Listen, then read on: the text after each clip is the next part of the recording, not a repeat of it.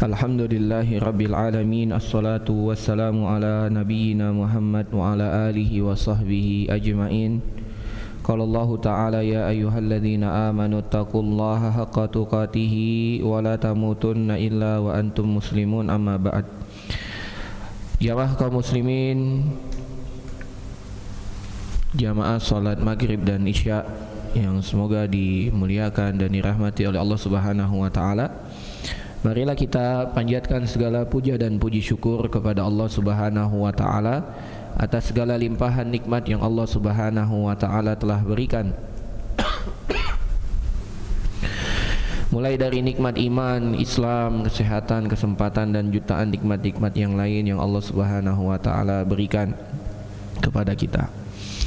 Setelah beberapa lama kita tidak berjumpa pada kajian ba'da maghrib, lebih sebulan ya.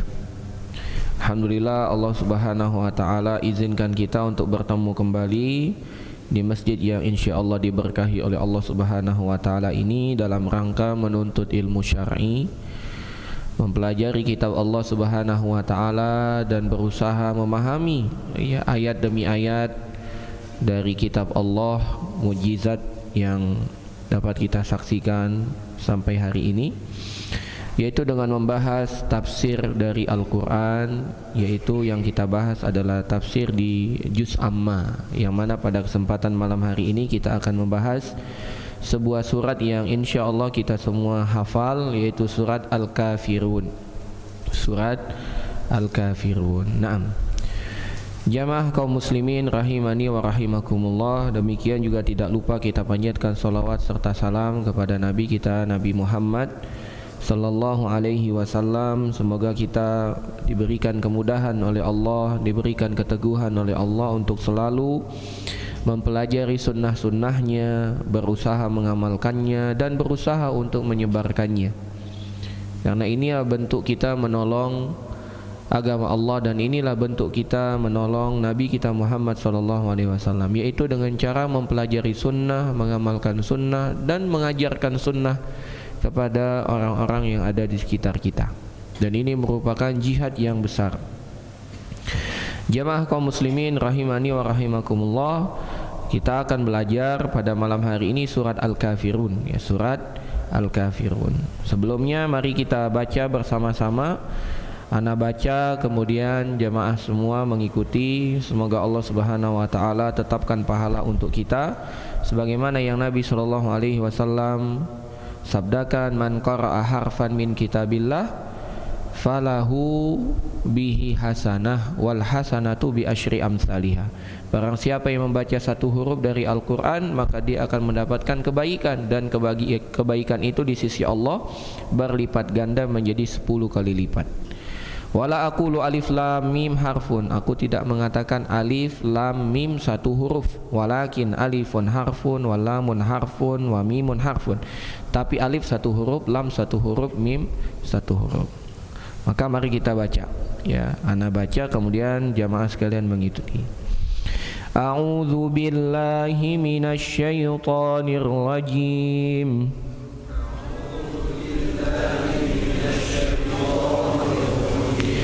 Bismillahirrahmanirrahim.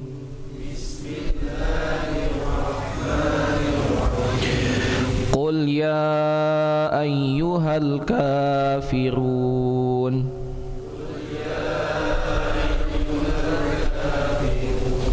La a'budu ma ta'budun.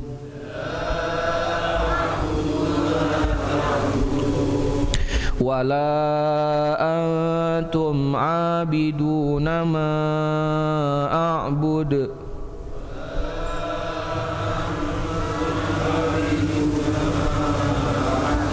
Wala ana abidum ma abadtum.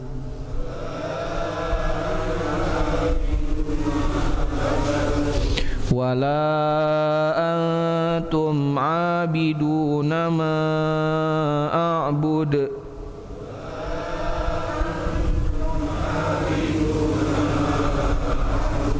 Lakum dinukum waliyadin. Naam, barakallahu fikum. Inilah 6 ayat yang terdapat di dalam surat Al-Kafirun. Allah Subhanahu wa taala berfirman, "Qul ya ayyuhal kafirun." Katakanlah wahai Muhammad, ya ayyuhal kafirun. Hai wahai orang-orang kafir. Ya. Jadi ada sepotong kisah, ada orang mengatakan kepada Syekh, jangan panggil orang non-Islam itu dengan kafir. Jangan panggil orang non-Islam itu dengan kafir. Karena Allah berfirman, lakum dinukum waliyadin, bagimu agamamu, bagiku agamaku. Kemudian Syekh sambil tersenyum bertanya, itu ayat ada di surat apa ya? Katanya, surat Al-Kafirun. Dia sendiri yang bilang Al-Kafirun. Jadi kalau ada orang mengatakan tidak boleh bilang kafir dengan alasan lakum dinukum waliyadin, ayat itu terdapat di surat apa Pak? Al-Kafirun. Allah yang panggil Al-Kafirun gitu. Jadi tidak ada kita dilarang mengatakan kafir. Kalau kita mau kaji lebih dalam, orang-orang Nasrani menganggap kita adalah domba yang tersesat. Dan kita tidak jadi masalah. Malah kita senang dibilang domba yang tersesat. Gitu. Kenapa? Karena kita memiliki agama yang lurus, agama Nabi kita Muhammad SAW. Kalau kita dianggap bukan tersesat, berarti kita mengikuti agama mereka. Orang-orang non-Muslim yang lain, ya orang-orang kafir yang lain, dari Yahudi, dari Hindu, dari Buddha, menganggap kita sesat. Bahkan mereka membicarakan kita bahwasanya kita ini orang kafir, tidak beriman dengan Tuhan mereka. Kita tidak jadi masalah. Contoh, orang Hindu mengatakan orang Muslim itu kafir, dia nggak percaya dengan dewa-dewa dan dewi-dewi. Kita katakan iya, memang kita kafir dengan Tuhan-Tuhan mereka. Begitu juga orang Buddha mengatakan kita kafir, tidak percaya dengan Siddhartha Gautama. Iya, kita memang tidak percaya. Ya. Tapi yang aneh lagi ajaib, ketika semua orang mengatakan kita kafir, kita tidak marah Pak. Tidak ada satupun orang yang mengatakan orang-orang tersebut radikal. Namun giliran kita mengatakan selain Islam itu kafir, wah radikal, keras, teroris, subhanallah. Ya. Ini membuktikan betulnya firman Allah Subhanahu wa taala di dalam surat Al-Baqarah. Walan tardha ankal yahudu walan nasara hatta tattabi'a millatahum. Tidak akan pernah ridha orang Nasrani dan orang Yahudi kepada kalian wahai orang Muslim sampai kalian mengikuti agama mereka. Jadi mereka akan membuat makar, mereka akan membuat tipu daya sehingga kita lemah. Nah, surat yang akan kita pelajari malam hari ini adalah surat yang harus kita pahami, karena dengan memahami surat ini akan mengokohkan akidah kita. Kata Allah Subhanahu wa taala, "Qul ya ayyuhal kafirun." Katakan wahai Muhammad, wahai orang-orang kafir. La a'budu ma ta'budun. Aku tidak akan menyembah apa yang kamu sembah. Wala antum abiduna ma a'bud, dan kamu bukan penyembah apa yang aku sembah. Wala ana abidu ma abatun, dan aku tidak pernah menjadi penyembah apa yang kamu sembah. Aku tidak akan menyembah apa yang kamu sembah, dan aku pun tidak akan pernah menyembah apa yang kamu sembah. Dari dulu aku tidak pernah menyembah, sampai kapanpun aku tidak akan pernah menyembah. Kemudian Allah mengatakan wala antum abidu nama a'bud, dan kamu juga tidak pernah pula menjadi penyembah apa yang aku sembah. Lakum dinukum waliyadin, untukmu agamamu dan untukku agamaku. Ya. Inilah terjemahan dari surat Al-Kafirun. Sekarang kita masuk di pembahasannya. Surat Al-Kafirun ini merupakan surat nomor 109. Nomor 109, terdiri dari 6 ayat. Al-Kafirun sendiri artinya orang-orang kafir. Surat ini termasuk kelompok surat Makkiyah. Kelompok surat Makkiyah, yaitu turun sebelum hijrah. Namun sebagian ulama mengatakan surat ini adalah surat Madaniyah. Ya, namun ini juga mereka berdalil ketika Bukan, ya.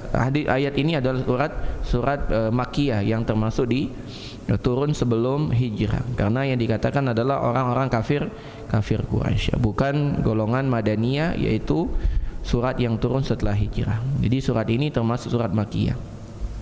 Surat ini dikenal surat Al-Kafirun atau juga disebut dengan surat Qul ya ayyuhal kafirun. Di Qul ya ayyuhal kafirun. Sebagaimana surat Al-Ikhlas disebut juga dengan Qul huwallahu ahad. Juga memiliki nama lain, disebut juga dengan surat Al-Ikhlas. Jadi surat Al-Kafirun juga disebut dengan surat Al-Ikhlas. Kenapa disebut surat Al-Ikhlas? Karena makna yang terkandung dalam surat Al-Kafirun seperti yang terkandung di dalam surat Al-Ikhlas. Jadi juga disebut sebagai surat Al-Ikhlas, ya. Kedua surat ini sama-sama menjelaskan tentang tauhid, ya. Kalau di dalam surat Al-Ikhlas, Allah Subhanahu wa taala membahas bagaimana cara kita, ya, bertauhid kepada Allah dari segi keilmuan. Jadi kita dimantangkan ilmunya. Qul huwallahu ahad, Allahus samad, lam yalid wa lam yulad wa lam yakul lahu kufuwan ahad. Dari segi keilmuan, wawasan, teori. Sedangkan pada surat Al-Kafirun Allah mengajarkan kita cara prakteknya, bagaimana cara kita bertauhid. Jadi Al-Ikhlas itu ilmunya, Al-Kafirun adalah cara bagaimana praktek kita bertauhid kepada Allah, yaitu keikhlasan itu. Surat Al-Kafirun ini memiliki banyak keutamaan. Di antaranya yang pertama, surat Al-Kafirun ini adalah surat yang paling sering dibaca Nabi Muhammad SAW dalam beberapa solat sunnah.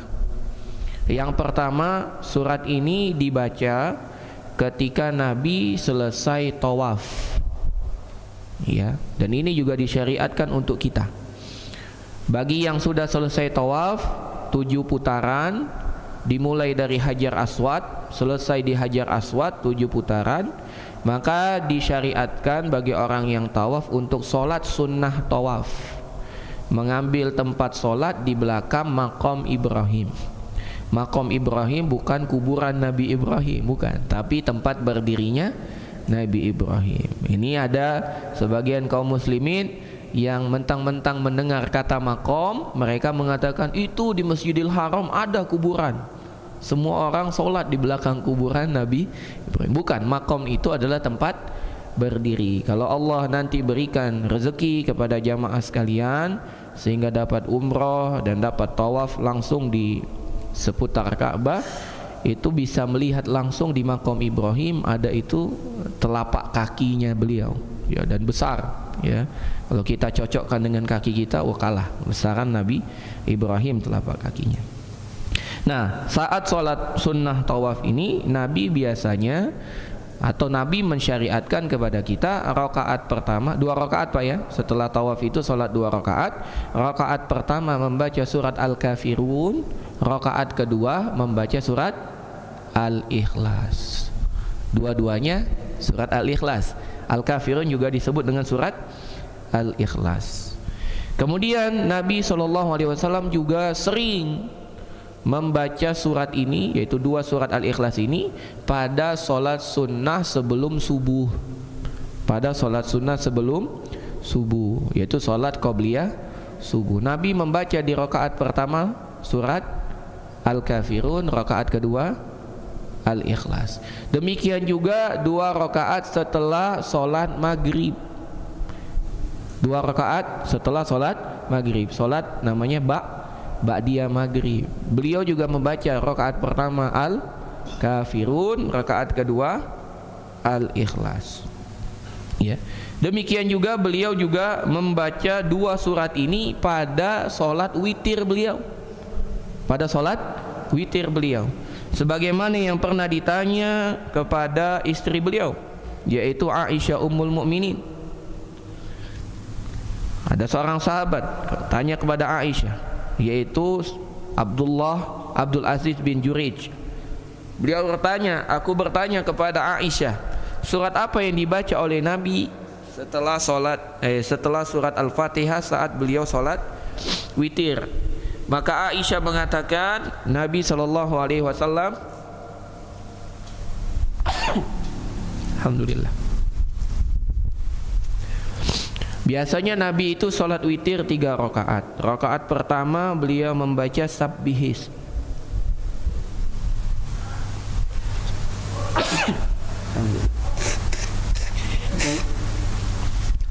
Rakaat pertama beliau membaca sabbihisma rabbikal a'la, yaitu surat Al-A'la. Kemudian rakaat kedua beliau membaca Al-Kafirun. Rakaat ketiga beliau membaca Al-Ikhlas. Ya. Dalam riwayat yang lain Al-Ikhlas dan Muawwidzatain. Al-Ikhlas, Al-Falaq, An-Nas. Dan alhamdulillah kemarin bulan Ramadan kita sholat tarawih dan sholat witir ini selalu dibaca oleh imam. Betul Pak ya? Rakaat kedua baca Al-Kafirun, rakaat ketiga membaca Al-Ikhlas.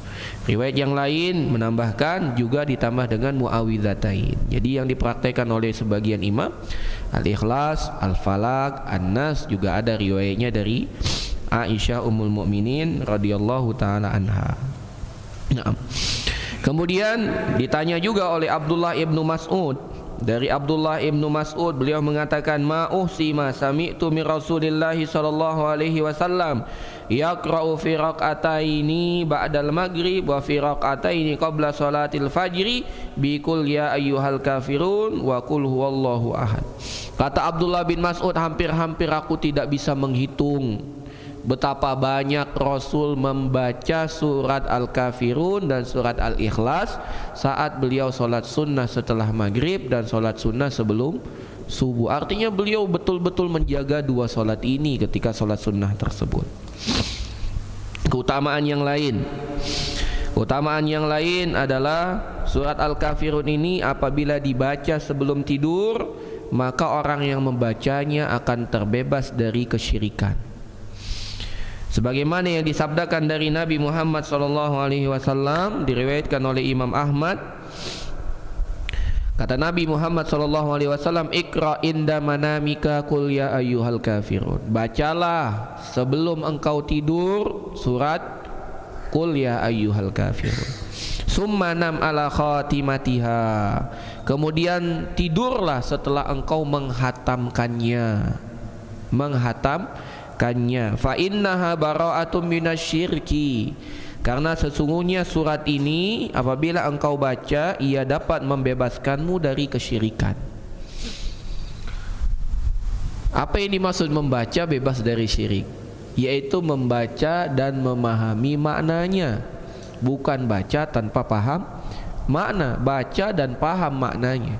Kalau kita baca Al-Kafirun dan paham maknanya, bebas kita dari kesyirikan, Pak. Takut kita terjatuh dari kesyirikan, takut kita dari menyebutkan semua agama benar, takut kita. Karena Allah mengatakan ya ayyuhal kafirun lakum dinukum waliyadin. Allah tetapkan selain muslim namanya kafir, kemudian Allah katakan agama Islam berbeda dengan agama selain Islam. Jadi takut kita untuk mengatakan semua agama sama, semua agama berhak masuk surga, subhanallah. Ya, ngeri sekali perkataan itu.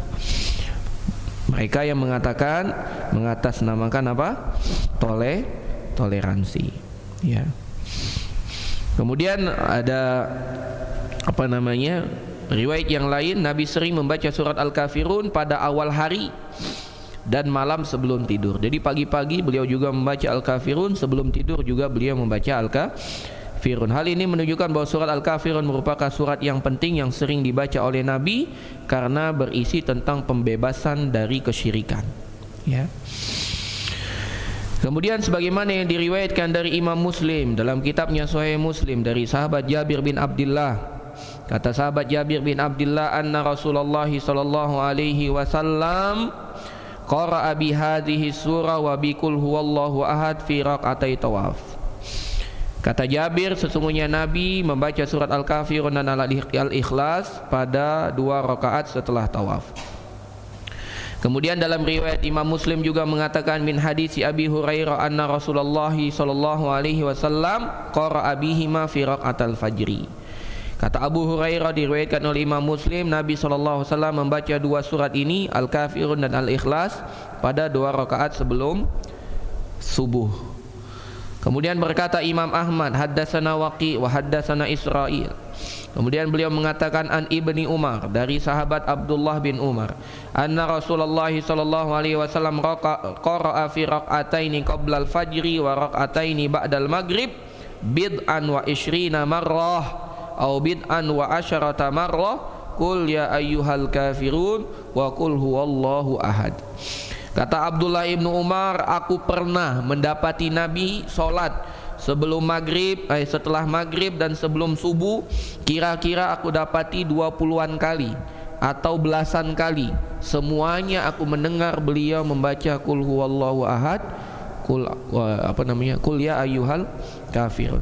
Dari tadi Ibnu Mas'ud, sekarang Ibnu Umar meriwayatkan hadis yang sama. Ya.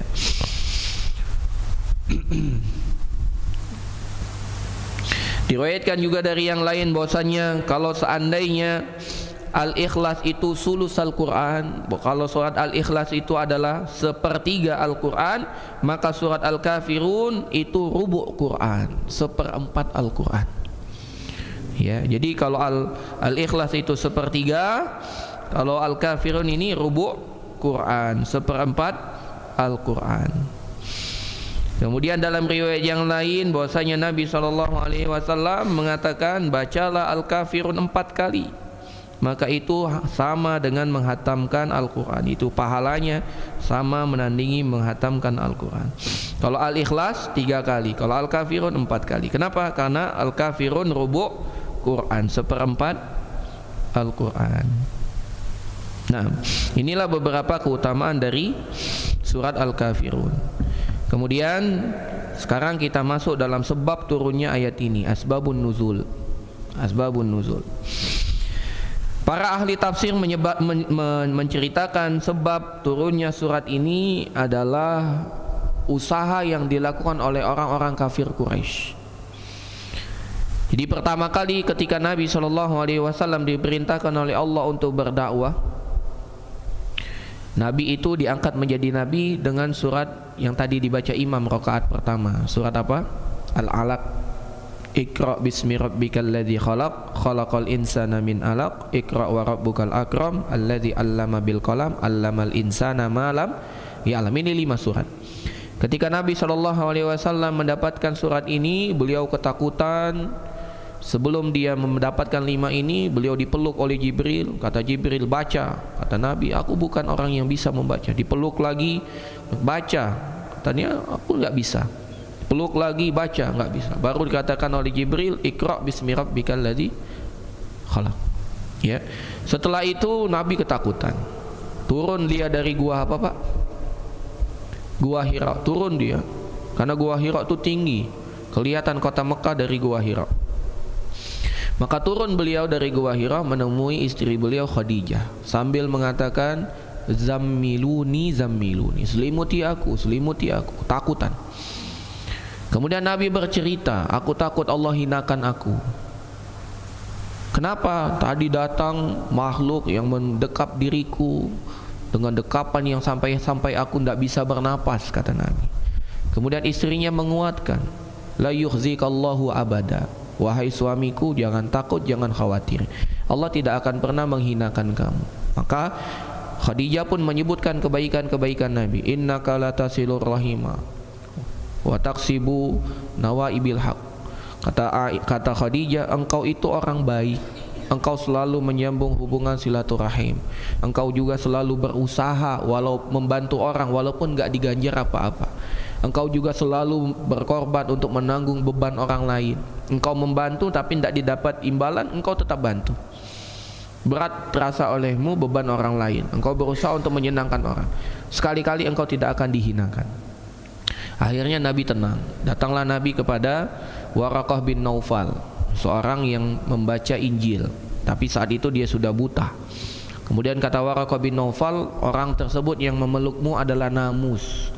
Namus itu adalah Jibril. Dalam bahasa Ibrani, Namus itu Jibril yang datang kepada Nabi Musa.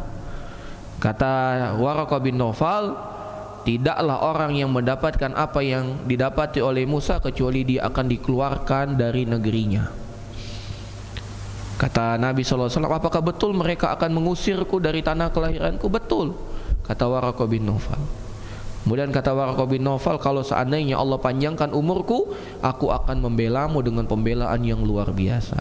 Tapi tidak lama setelah itu Waraqah meninggal. Lama setelah itu Nabi tidak turun wahyu. Ternyata Nabi rindu. Padahal pertama kali dapat ketakutan. Ternyata setelah turun wahyu pertama, lama tidak turun, Nabi rindu. Akhirnya Allah turunkan surat ayat yang kedua, wahyu yang kedua yang memerintahkan Nabi untuk berdakwah, yaitu surat Al-Muddathir. Maka kata para ulama, Nabi itu diangkat menjadi Nabi dengan surat Iqra, diangkat menjadi Rasul dengan surat Al-Muddathir. Apa kata Allah? Ya ayyuhal Muddathir, wahai orang yang berselimut, kum fa'anzir, bangun, ya, berikanlah peringatan. Kum fa'anzir wa rabbaka fakabbir, ya, agungkanlah Tuhanmu. Wa rujza fahjur wa la tamnun tastakthir, ya, berikanlah peringatan, bersihkanlah. Wa siyabaka fatahhir, ya, sucikanlah. Ya, jadi itu yang dilakukan. Nah, maka mulailah Nabi berdakwah. Kata Aisyah Ummul Mukminin, Nabi itu tidak pernah istirahat sejak turunnya surat Al-Muddathir sampai beliau wafat. Nabi tidak pernah istirahat, berdakwah terus. Ya, dan ini pelajaran yang dapat kita ambil jamaah sekalian. Kita terus diperintahkan untuk berbuat baik kepada siapapun, tidak pandang bulu mau muslim mau kafir. Kalau kepada non muslim saja kita dianjurkan untuk berbuat baik, apalagi kepada sesama muslim. Kalau ada orang yang tenggelam, jangan tanya agamanya apa, agamamu apa, enggak, tolong aja langsung, jangan ditanya. Kalau kita ngelihat ada orang kelaparan minta makan, jangan tanya agamanya apa, kasih makan. Kalau ada orang yang mau ditabrak mobil, langsung selamatkan, jangan tanya dulu agamanya apa. Setelah itu kita pilih lagi. Yang mendapatkan makanan kita, hadiah kita adalah orang-orang yang bertakwa. Kita diperintahkan untuk berbuat baik ke semua orang, tapi untuk memberikan hadiah hanya kepada orang-orang yang bertakwa. Kata Nabi SAW, la tusahib illa mu'minan wala ya'kul ta'amaka illa taqi. Jangan engkau jadikan teman dekat kecuali orang beriman, dan jangan pernah engkau izinkan orang makan makananmu kecuali orang yang bertakwa. Maksudnya apa? Makanan dalam rangka menghadiahkan, dalam rangka mengagungkan orang tersebut. Di jamu makan itu tidak boleh dipilih. Yang diundang ketika kita memberikan undangan makan, walimah makan, itu orang-orang yang bertakwa. Tapi adapun kalau kita niat sedekah, siapapun boleh, silahkan. Tapi kalau untuk mengagungkan seseorang, memuliakan orang, maka yang kita pilih adalah orang-orang yang bertakwa. Jangan juga dipahami hadis ini berarti kita tidak boleh ngasih makan orang yang tidak bertakwa. Kasih makan. Salah satu bentuk pembagian zakat adalah ta'lifan lil qulub, untuk melembutkan hati. Orang siapa? Orang-orang yang belum masuk Islam tapi diharapkan dia masuk Islam, atau orang-orang yang sudah masuk Islam tapi dikhawatirkan dia pergi dari Islam. Kita kasih. Ya, begitu. Maka ketika melihat jerih payah Nabi dengan melakukan segala bentuk pengorbanan, beliau datang satu persatu. Dia datangi orang-orang yang kira-kira menerima dakwah beliau. Beliau datangi Abu Bakar, ternyata Abu Bakar menerima. Dia datangi sahabat-sahabat yang lain, ternyata sebagian menerima, sebagian menolak. Bebas setelah beliau melakukan itu, ternyata cara ini dikira belum maksimal. Maka beliau pun datang ke pasar, meniriaki manusia, ayyuhan nas qulu la ilaha illallah tuflihu. Beliau pun mencari cara lain. Jadi ketika kita berusaha, kemudian usaha kita mandek, jangan katakan ini takdir Allah, bukan, tapi cari usaha yang lain. Kalau seandainya untuk ke negeri Roma saja 1000 jalan menuju Roma, masa untuk menuju surga Allah kita hanya pilih satu jalan? Banyak jalan. Ya. Kan ada pepatahnya, Pak, ya. Banyak jalan menuju Roma, ya. Roma itu kotanya siapa? Kotanya Nasrani, Pak. Di Roma itu ada ibu kota namanya negara Vatikan. Ya. Pepatah itu jangan dipakai untuk kita, tapi kita katakan 1000 jalan menuju kebaikan, 1000 jalan menuju surga Allah.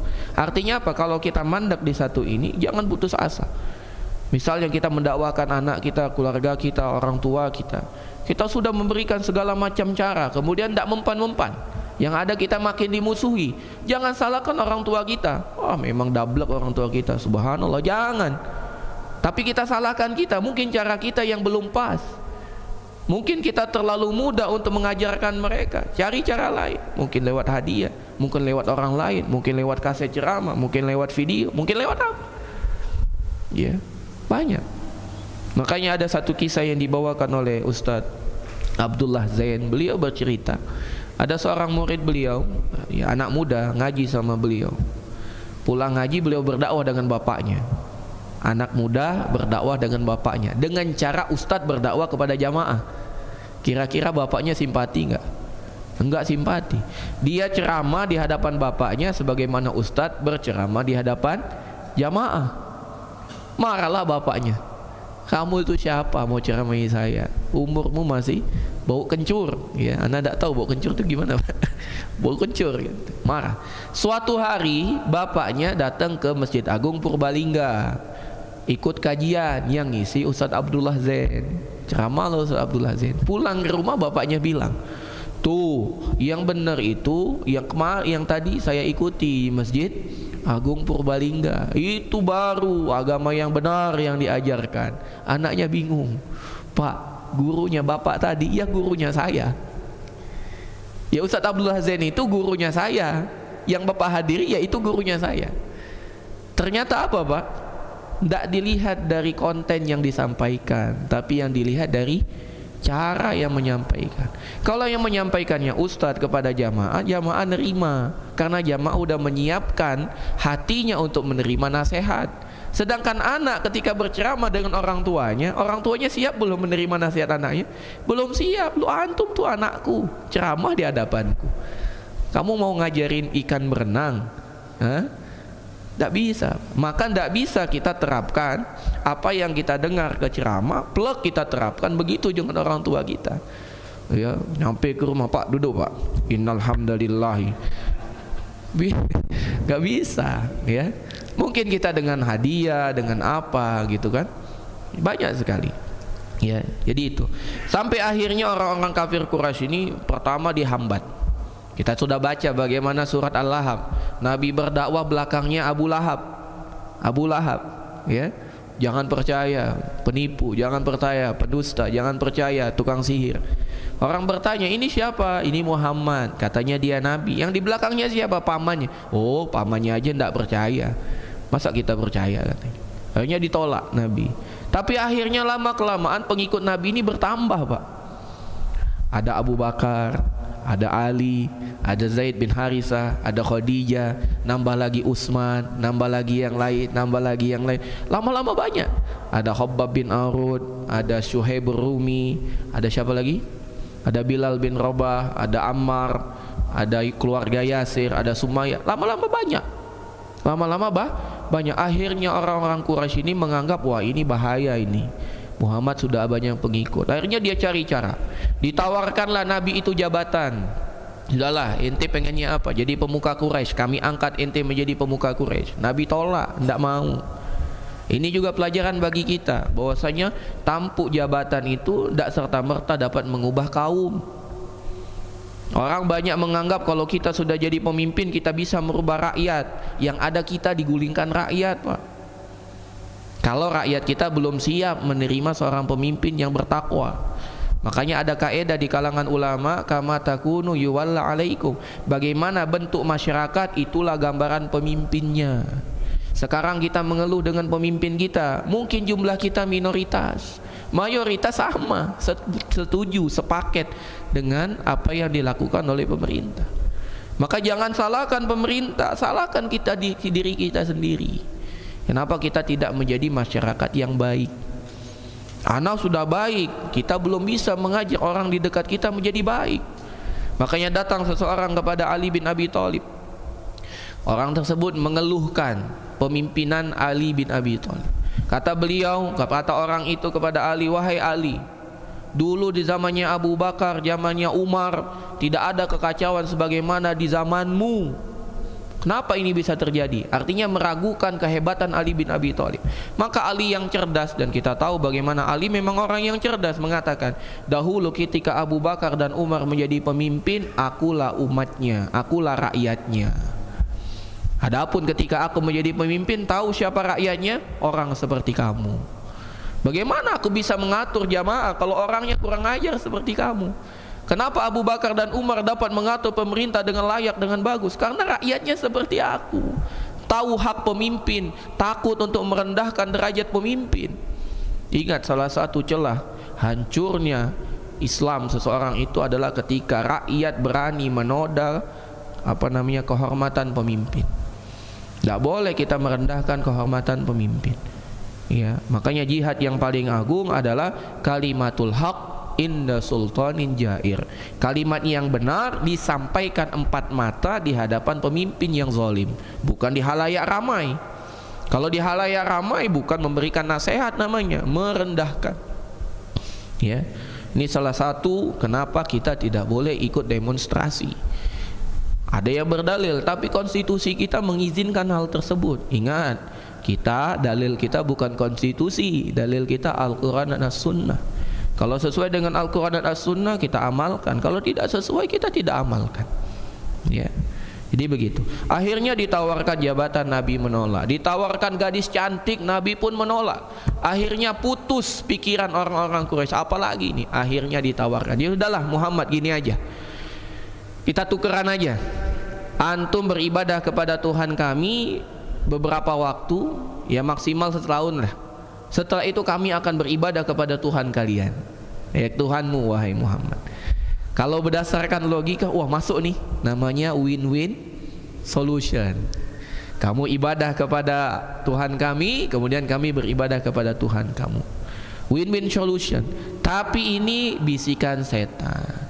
Ketika Nabi Muhammad SAW mengiyakan, iya aku beribadah kepada Tuhanmu, maka batallah tauhid Nabi. Betul nggak? Batal tauhid Nabi. Ini juga syubhat yang tersebar di antara masyarakat. Tidak apa-apa berdakwah, pertama mengikuti adat istiadat yang bertentangan dengan syariat sebagai pelembut hati. Nanti kalau mereka sudah senang dengan kita, baru kita dakwahkan yang benar. Ini syubhat, Pak. Tidak boleh kita ikuti. Nabi kena syubhat ini, tapi Nabi langsung bantah, enggak. Allah langsung turunkan ayat ini, Qul ya ayyuhal kafirun. Inilah salah satu sebab turunnya surat Al-Kafirun ini. Jadi jangan sampai kita ikut masyarakat dan kita katakan, wah biar kita ini satu frekuensi dulu dengan masyarakat. Betul kalimat biar kita satu frekuensi dengan masyarakat itu betul, tapi jangan sampai menyamakan frekuensi dengan masyarakat dengan mencoreng syariat agama Allah. Banyak hal-hal yang kita bisa satu frekuensi dengan masyarakat tanpa kita mencoreng syariat agama Allah. Gotong royong kita ikut, apa bantuan apa kita ikut, sumbangan apa kita ikut, fakir miskin kita ikut. Dari segi pakaian kita ikut pakaian sekitar.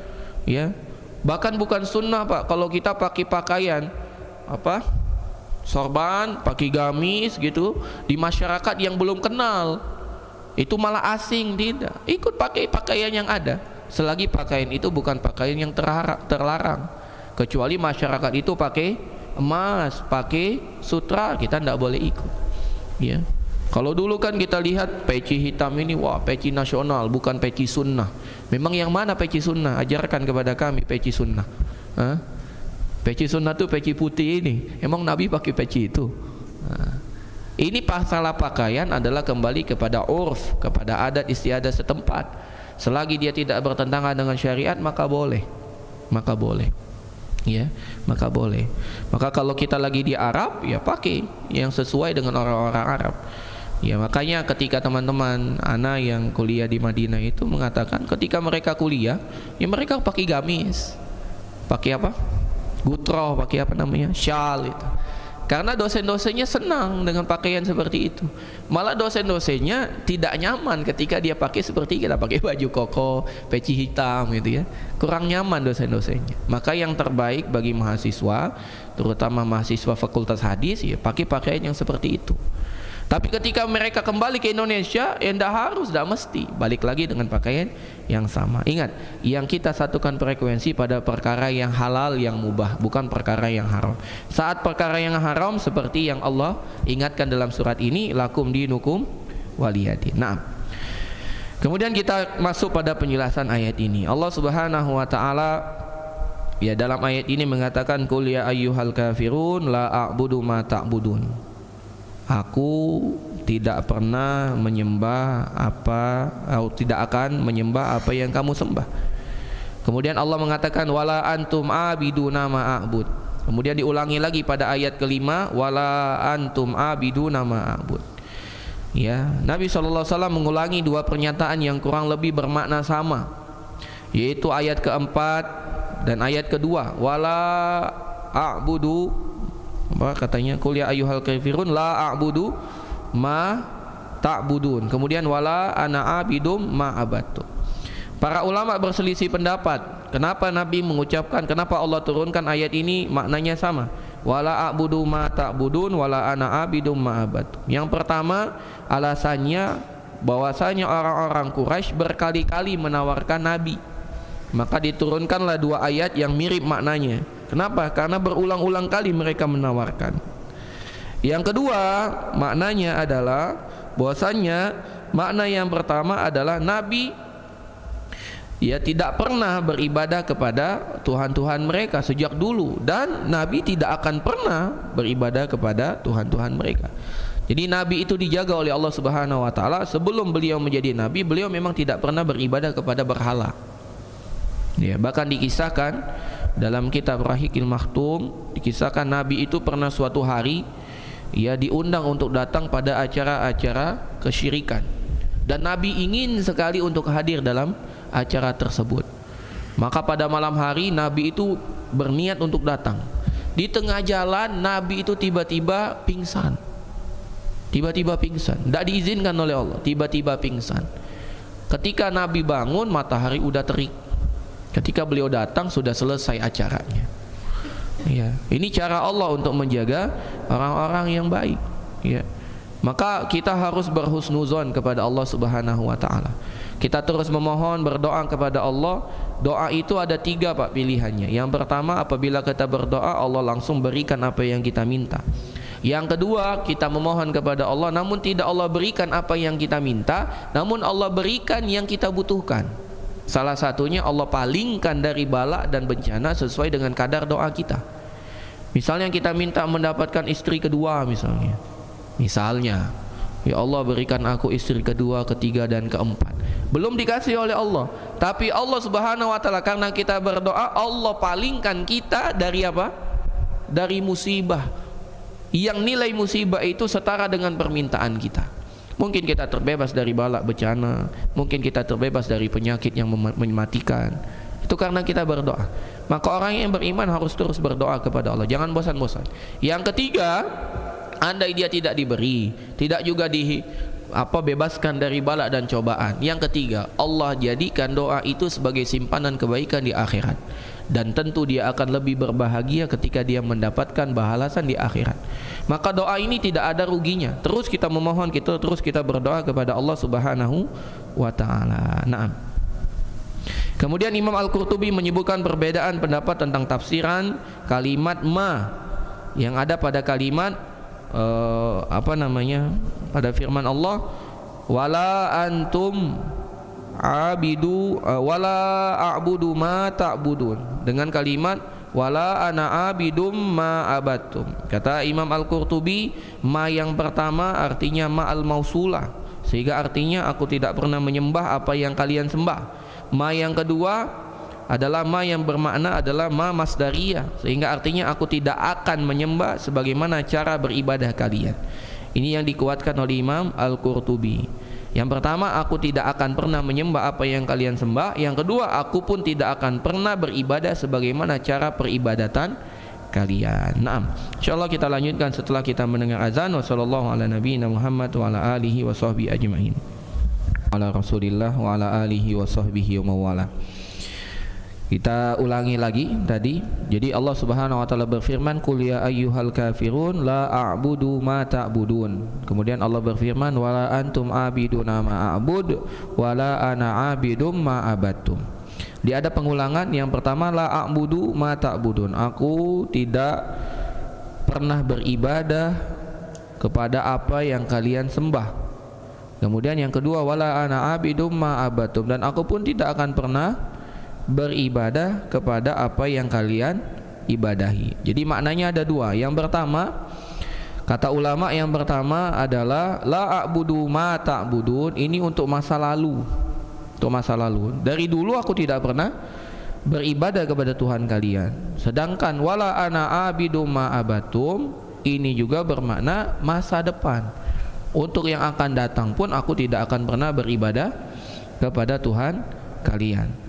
Kemudian Imam Al-Qurtubi mengatakan makna la a'budu ma ta'budun adalah aku tidak akan pernah menyembah apa yang kalian sembah, objeknya. Kata Imam Al-Qurtubi, ma yang pertama la a'budu ma ta'budun, aku tidak akan pernah menyembah objeknya, sesembahan yang kalian sembah. Adapun yang kedua, wala ana abidum ma abattum, aku tidak akan beribadah menyembah apa yang kalian sembah. Artinya caranya, aku pun tidak akan pernah beribadah sebagaimana tata cara ibadah kalian.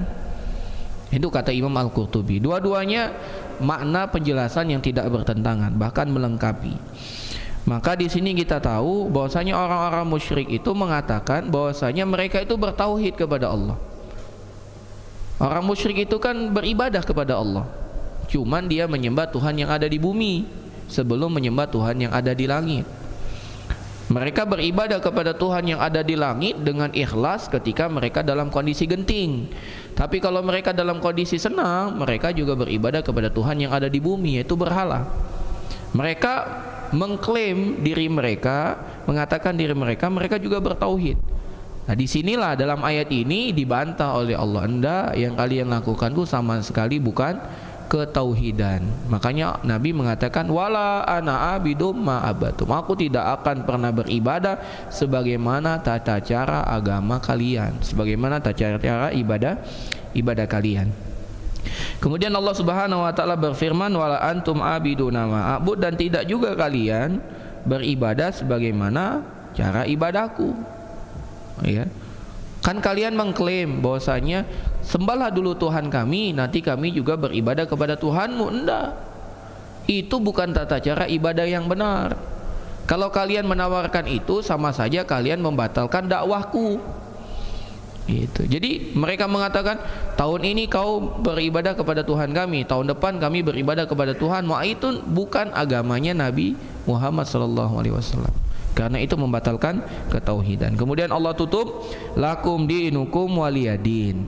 Maka disinilah perbedaannya. Kita tidak akan pernah bersatu, kita tidak akan pernah bersama. Kalian harus pilih, mau tetap di atas agama kalian dan kalian dijanjikan sebagai penghuni neraka kafir, atau kalian ikut agamaku. Tidak bisa gabung kita ini.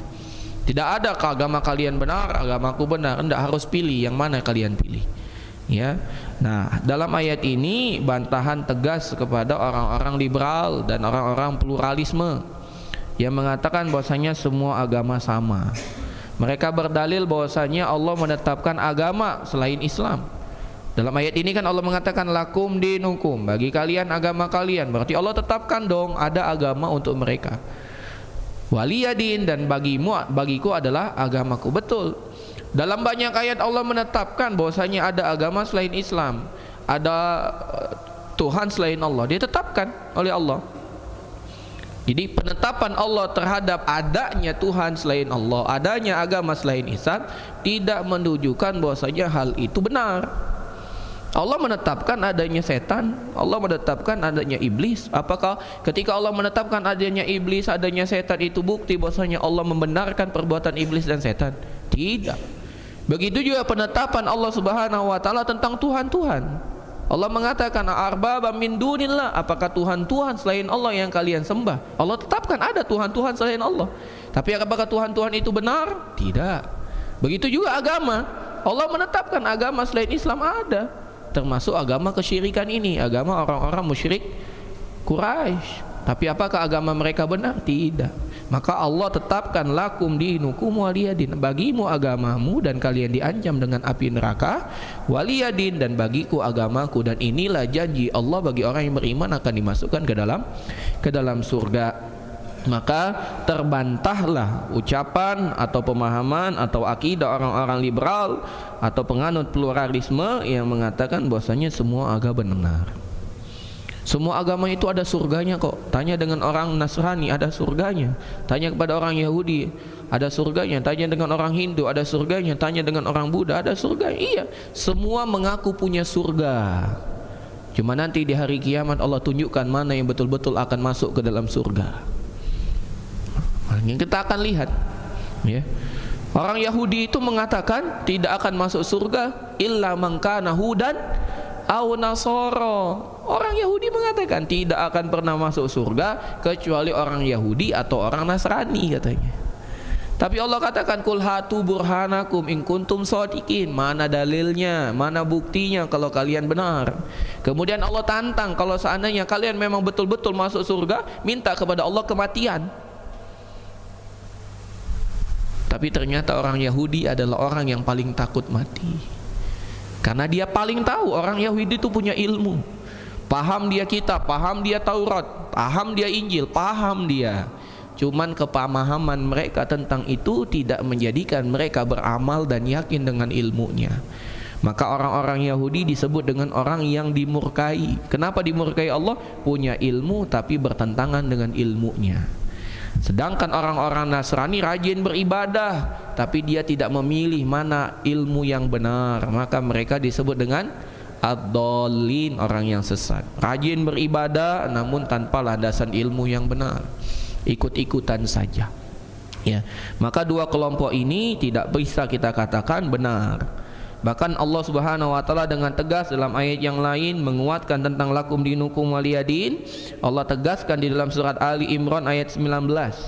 Kata Allah Subhanahu wa taala, innad dina indallahil Islam. Sesungguhnya agama yang diridhoi oleh Allah hanya Islam, tidak ada agama yang lain. Ya. Kemudian Allah kuatkan lagi dalam surat Ali Imran ayat 85, wa may yabtaghi ghairal islami dinan fala yuqbala minhu wa huwa fil akhirati minal khasirin. Barang siapa mencari agama selain Islam, sekali-kali tidak akan diterima agama itu daripadanya dan ia di akhirat termasuk orang-orang yang merugi. Ya. Maka kalau seandainya ada orang yang mengaku boleh agama apa saja, yang penting semua agama kan menyuruh kepada kebaikan. Bahkan sekarang ya diangkat bahwasanya semua agama tidak ada yang setuju nikah sesama jenis. Betul. Tapi jangan sampai kalimat ini diangkat sehingga kita membenarkan agama itu. Ini kan lagi booming ya.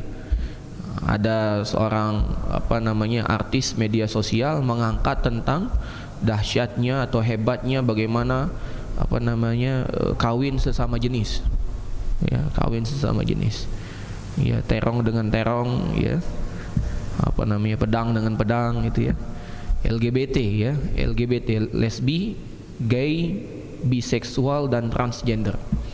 Nah, itu diangkat itu di negara Jerman. Memang mereka mengakui, ya, mereka ya hati-hati, mereka cerdas tapi bodoh. Mereka bodoh, ya memang bodoh, ya, jangan bilang mereka bodoh tapi cerdas. Mereka cerdas tapi bodoh. Mereka bodoh, ya memang mereka bodoh, ya. Sejatinya orang cerdas adalah orang yang paham Al-Quran dan Sunnah. Itu orang yang cerdas, Pak. Jangan kita balik.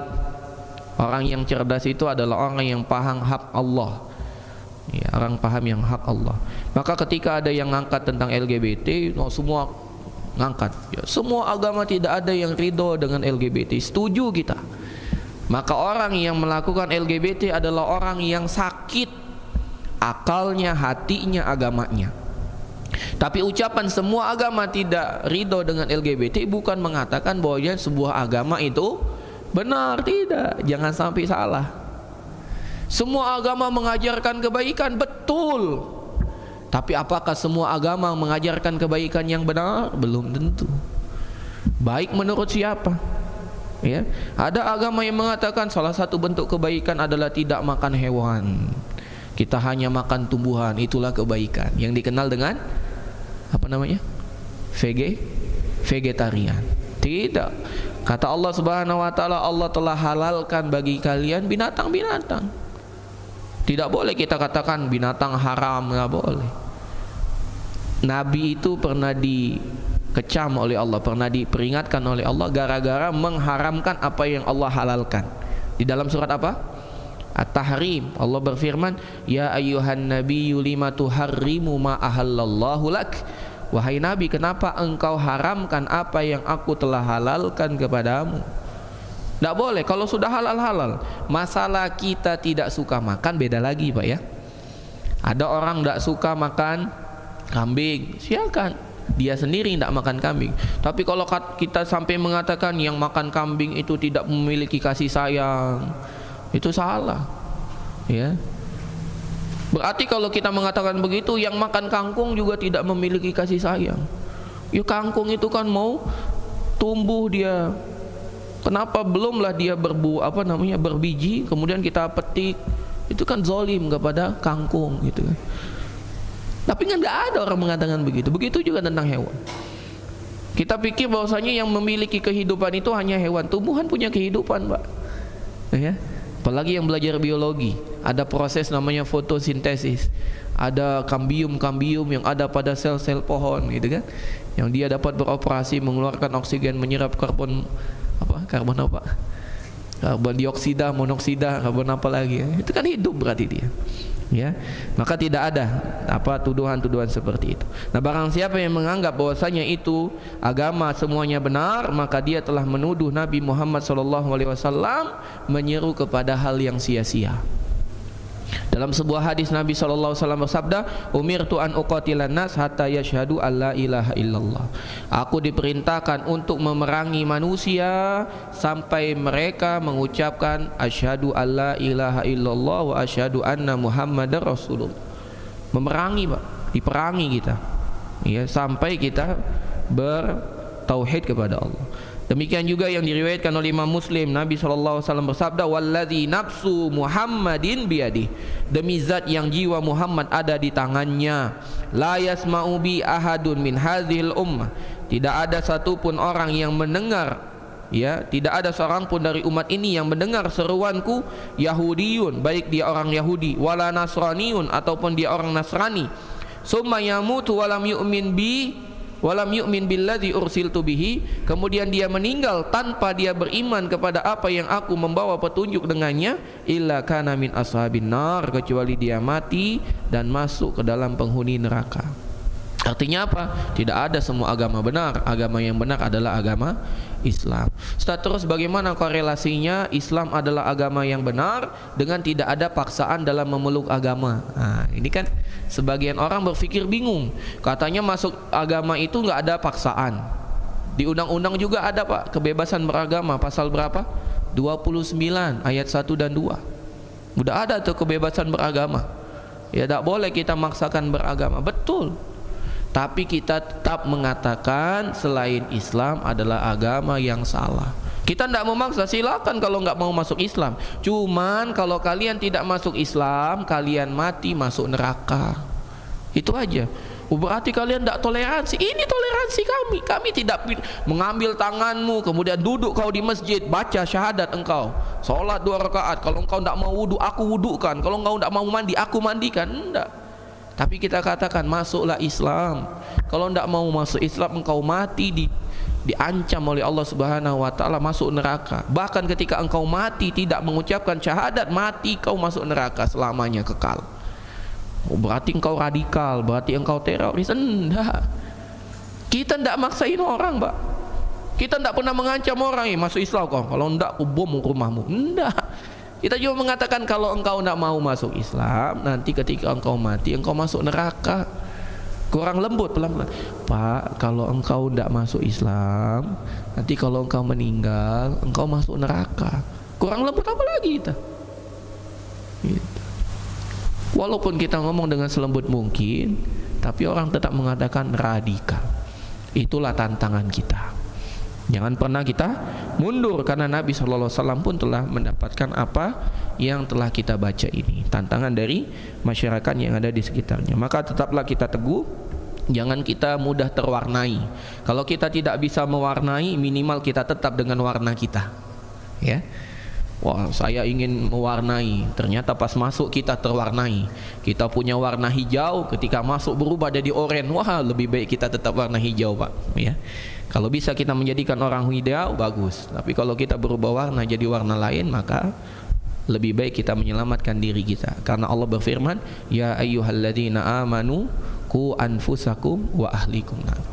Jangan jadi lilin untuk menerangi orang lain, dia sendiri habis, ya. Tapi jadilah orang yang dapat menyelamatkan orang lain dan juga dirinya, karena dirinya lebih pantas untuk dia mohonkan ampunan. Makanya ketika kita berdoa, Rabbir fir li, dili dulu, Pak, wali wa lidayya, bukan Rabbir fir wali walidayya wali, enggak. Rabbir firli, untukku dulu, baru untuk keluargaku. Nah, itulah patennya di situ. Kalau kita yakin kita selamat, baru kita ngajak orang. Kalau kita sendiri ragu kemudian ngajak orang, nah, ini gimana orang mau percaya? Kita saja ragu. Maka kuatkan akidah kita, nanti insya Allah kita akan diberikan kemudahan untuk mengajak orang-orang di sekitar kita. Ini dapat kita sampaikan, semoga bermanfaat. Lebih dan kurang kami mohon maaf. Kepada Allah kami mohon ampun. Kita tutup. Wassallallahu ala nabiyina Muhammadin wa ala alihi washabihi ajmain. Jika ada pertanyaan kami persilahkan. Ya.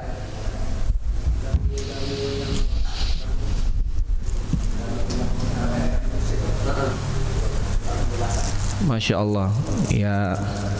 Kalau dalil-dalil tentang mengharamkan musik banyak sekali, Pak. Ini terbukti dari 4 mazhab: Imam Abu Hanifah, Imam Malik, Imam Syafi'i, Imam Ahmad bin Hambal. Itu 4 imam yang kita kenal sebagai mazhab Hanafi, Maliki, Syafi'i, Hambali. 4-empatnya mereka bersepakat haramnya musik. Ini menunjukkan bahwasanya hal ini memang perkara yang haram. Kalau tidak haram, masa 4 ini bisa bersepakat? Padahal mereka ini yang paling tua, Imam Abu Hanifah. Ketika Abu Hanifah wafat, baru lahir Imam Syafi'i. Enggak bertemu, tapi sama sepakat, gitu. Salah satu dalilnya dalam Al-Quran, di dalam surat Luqman, wa minan nasi may yashtari lahwal hadis. Ya, ada sebagian manusia yang mana mereka membeli menyibukkan dirinya dengan ucapan-ucapan yang lagu, ucapan-ucapan yang sia-sia. Maka para ulama tafsir menafsirkan ayat ini, yang dimaksud adalah dengan aghani wal musiqa, yaitu dengan musik-musik, alat-alat musik dan nyanyian-nyanyian yang melenakan, ya. Dalam hadis yang lain Nabi SAW bersabda, akan datang kaum yang yastahillunal hira wal harira wal ma'azif. Akan datang suatu kaum, zaman Nabi belum ada, akan datang suatu kaum yang menghalalkan sutra, menghalalkan zina, dan menghalalkan alat-alat musik. Jadi zaman Nabi haram, tapi akan datang zaman yang menghalalkan 3 perkara ini: al-harir, wal hira, wal ma'azib. Al harir itu artinya sutra, kemudian al hira yaitu perzinahan, kemudian wal ma'azib alat-alat musik, ya. Jadi banyak dalilnya. Ini insyaallah bisa di browsing di internet. Bapak bisa klik ufit.com. Bapak ketik di Google itu ufit.com. Habis dapat youtube.com, Bapak ketik apa hukum musik. Nah, nanti keluar semua itu websitenya. Ada konsultasi syariah, ada Rumaiso, ada muslim.org.id, ada muslimah.org.id, ada semua, banyak membahas tentang itu. Ada asyariah, kemudian ada website-website yang lain yang lebih lengkap. Namun secara umum begitu. 4 mazhab sepakat tentang haramnya alat-alat musik. Kemudian dalam surat Luqman, Allah Subhanahu wa taala berfirman, minan nasi may yashtari lahwal hadis. Kemudian juga sebuah hadis yang Nabi sallallahu alaihi wasallam mengatakan, akan datang suatu kaum yastahilluna, yang mereka akan menghalalkan. Kalau akan menghalalkan, dulunya apa? Haram, gitu. Wallahu a'lam bishawab. Itu secara ringkas. Di pembahasan tentang itu panjang. Ada kajian bagus sekali oleh 2 ustadz terkenal. Yang pertama Ustadz Syafiq. Ya, judulnya Bagiku Musik Itu Halal. Wah, itu ada jadi kajiannya. Silakan cari di YouTube Ustaz Syafiq, Bagiku Musik Itu Halal. Jadi cari di YouTube, atau kajian Ustaz Ahmad Zainuddin. Tentang sama judulnya, hampir mirip. Ya, tentang musik juga. Jadi bisa disimak di YouTube, ya. Kalau nggak salah yang bikin kajiannya The Stranger kalau tidak salah, yang ada di Jakarta di Blok M. Ya, bisa dilihat kajiannya. Udah 5-6 tahun yang lalu, tapi masih ada di YouTube insyaallah. Wallahu a'lam bishawab. Jadi di situ kajian memang khusus membahas tentang itu, jadi lebih luas pembahasannya. Wallahu a'lam bishawab. Alhamdulillah sekarang kita banyak kemudahan. Dengan handphone ini kita bisa cari di Google, bisa lihat di YouTube. Insyaallah banyak ilmu yang didapat. Wallahu a'lam bishawab.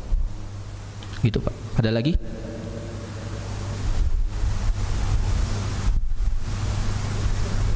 Cukup? Baik. Kalau cukup, semoga Allah Subhanahu wa taala berikan kita pemahaman terhadap apa yang kita pelajari. Allahumma inna nas'aluka ilman nafi'an wa rizqan thayyiban wa amalan mutaqabbala. Allahumma anfa'na bima 'allamtana wa 'allimna ma yanfa'una wa zidna ilman. Allahumma faqihna fid din wa 'allimna ta'wil. Allahumma faqihna fid din wa 'allimna ta'wil. Allahumma faqihna fid din wa 'allimna ta'wil. Wa sallallahu ala nabiyyina Muhammadin wa ala alihi wa sahbihi ajma'in. Subhanakallahumma wa bihamdika asyhadu an la ilaha illa anta astaghfiruka wa atubu ilaik. Assalamualaikum warahmatullahi wabarakatuh.